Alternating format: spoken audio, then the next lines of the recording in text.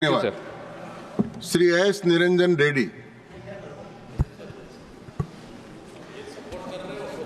Thank you, Vice Chairman, sir. Sir, for me, the budget presents a mixed bag. So it has a continuity and commitment. It ticks off the macro boxes well, sir. It has a proper fiscal glide path. It is showing the way towards fiscal consolidation. The capital expenditure could have been little more, but it has been maintained constant because last year the utilization was not complete.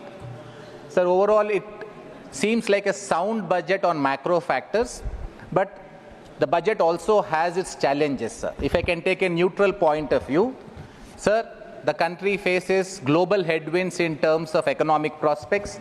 There is a slowdown of global growth. There is a slowdown of global trade. So the government and the finance minister has to confront these challenges. Sir, but when I look at the government trying to stick to fiscal discipline, this is my starting point. I would like to compliment the finance minister and the government. Maybe, sir, it shows some light in relation to the recent Niti Aayog report about some of the states needing to learn something from the center trying to stick to this fiscal discipline. Sir, I may have a few differences with the Honorable Finance Minister with regard to the allocation, but I would like to start by complimenting the government that they have remained fiscally responsible. Sir, the biggest splash the budget makes is in terms of the tax relief that is granted to the middle classes. Sir, all of us welcome it because these are the classes that have been contributing to the direct taxes, which constitute the largest chunk of the revenue that the government gets, sir. But 1 lakh crore rupees is a substantive money, sir. Sir, I would want to buy into the government and the Honorable Finance Minister's belief that this will spur the consumption growth leading to the money funneling back into the economy. But, sir, I think the government would have to be mindful. So 1 lakh crores per year is substantive amount, sir. So the total education budget estimate for the next year is 1,28,000 crores. Sir, for the health, it is 99,858 crores. Sir, for Ministry of Electronics and Information Technology, the total budget estimate, sir, is 26,026 crores.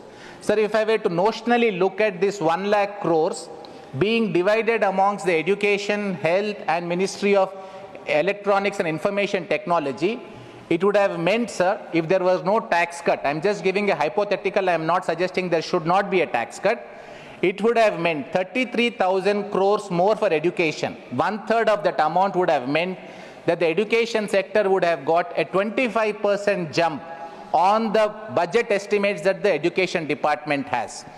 33,000 crores for health, sir, for 1 year would have been a 33% growth of the amounts that would be allotted.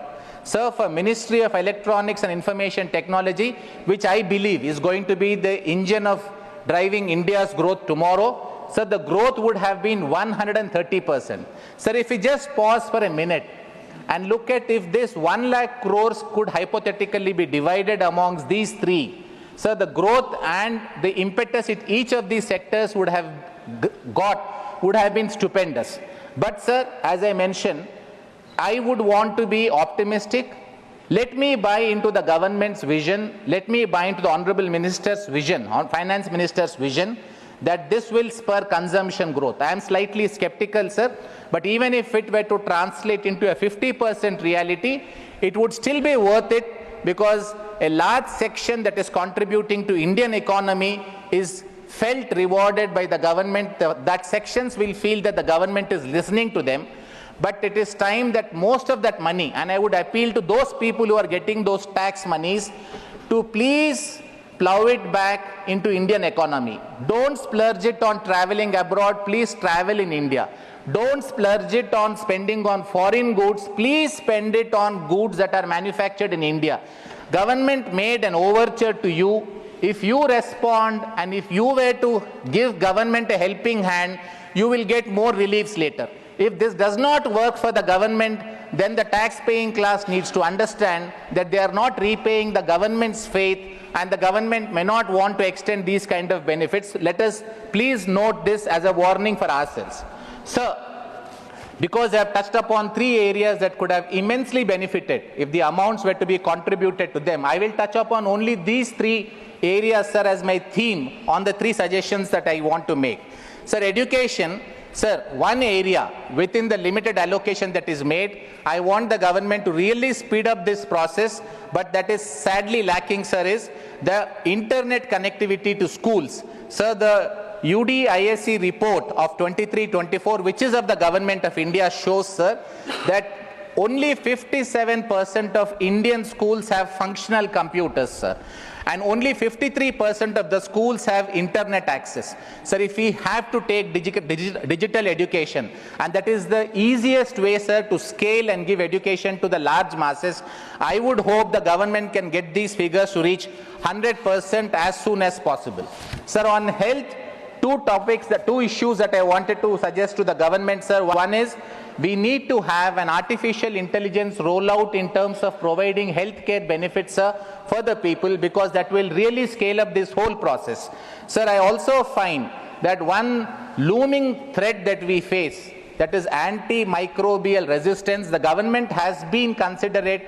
It has increased the budget allocation from 52 crores to 54 crores. But I want the ministry to note that the utilization has come down from 38 crores in 22-23 to 17 crores in 23-24. So the loss, sir, in notional GDP terms is going to be very high for India. This is a looming crisis. Everybody is forgetting about it because this does not immediately shriek for attention, but it is one of the largest crises that will confront India in the next 2 to 3 years. I want the ministries to give it full attention, sir. So then last of the topics I wanted to touch upon is Ministry of Electronics and Information Technology. Sir, as I said in the earlier part of my speech, sir, this ministry is going to be the greatest engine driver of growth, sir, because this ministry will work across sectors.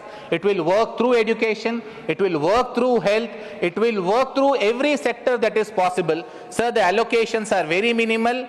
So the centers of excellence, India can't have one center of excellence, sir, for one discipline in one part of the country. I think it is time, sir, the centers of excellence we need to have in every zone, if not in every state. I would request the government to at least make provisioning for next year onwards that these centers of excellence are given to each of the states, sir. So the last of the topics, since I have another 30 seconds, sir, is urban development. I would compliment the government, sir, for having this urban challenge fund, and 10,000 crores is allotted. Sir, the only recommendation and suggestion I have for the government, sir, is please use, if possible, 80% or 90% of this fund for urban planning. States are not doing urban planning. All our cities are becoming cesspools. 40% of Indian population is going to be living in cities by 2035 or 2040, and no urban planning goes into the growth of cities. We don't have new greenfield cities. Please plan 5 or 10 new greenfield cities. Make provision out of this urban fund. And with that, sir, I would want to wish the government the best. As I said, I don't think it's a great budget, but it's a good budget. I'm willing to live with it, but I will feel it is great if they actually implement these schemes. Thank you, sir. Reddy साहब, माननीय professor Ram Gopal ji Yadav.